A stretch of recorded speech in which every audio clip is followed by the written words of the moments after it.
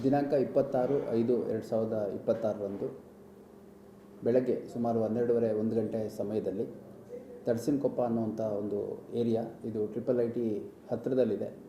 ನಮ್ಮ ಧಾರವಾಡ ನಗರದ ವಿದ್ಯಾಗಿರಿ ಪೊಲೀಸ್ ಠಾಣಾ ಸರಹದ್ದಿನಲ್ಲಿ ಇರುವಂಥ ಒಂದು ಸ್ಥಳ. ಅಲ್ಲಿ ಒಂದು ಭೂಮಿ ರಿಲೇಟೆಡು ವಿವಾದ ಉಂಟಾಗಿ, ಗೊಂದಲ ಉಂಟಾಗಿ ಅಲ್ಲಿ ಸಂಘರ್ಷ ಆಗಿರುವಂಥ ಘಟನೆ ನಡೆದಿದೆ. ಅದರಲ್ಲಿ ನಾವು ಲ್ಯಾಂಡ್ ಖರೀದಿ ಮಾಡಿದ್ದೀವಿ ಮತ್ತು ನಾವು ಇದನ್ನು ಡೆವಲಪ್ ಮಾಡ್ತೀವಿ ಅಂತ ಹೇಳಿಕೊಂಡು ಆ ಲ್ಯಾಂಡ್ಗೆ ಹೋದಂಥ ಸಂದರ್ಭದಲ್ಲಿ ಯಾರು ಆ ಲ್ಯಾಂಡ್ನ ಒಂದು ಪೊಸೆಷನಲ್ಲಿದ್ದರು ಅವರು ರೆಸಿಸ್ಟ್ ಮಾಡಿದ್ದಾರೆ.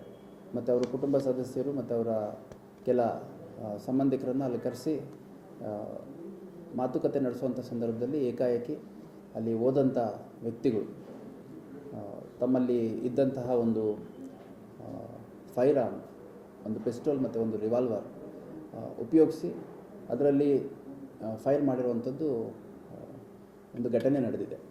ಫಿರ್ಯಾದಿ ನೀಡಿದಂಥ ಸಂದರ್ಭದಲ್ಲಿ ಫಿರ್ಯಾದಿದಾರರು ಅಲ್ಲಿ ಇಬ್ಬರು ಅಂಗರಕ್ಷಕರು ಬಂದಿದ್ದರು. ಆ ಅಂಗರಕ್ಷಕರ ಹತ್ರ ಇದ್ದಂತಹ ವೆಪನ್ ಏನಿತ್ತು, ಆ ವೆಪನಲ್ಲಿ ಫೈರ್ ಆಗಿದೆ ಅಂತ ಫಿರ್ಯಾದಿ ಕೊಟ್ಟಿದ್ದರು.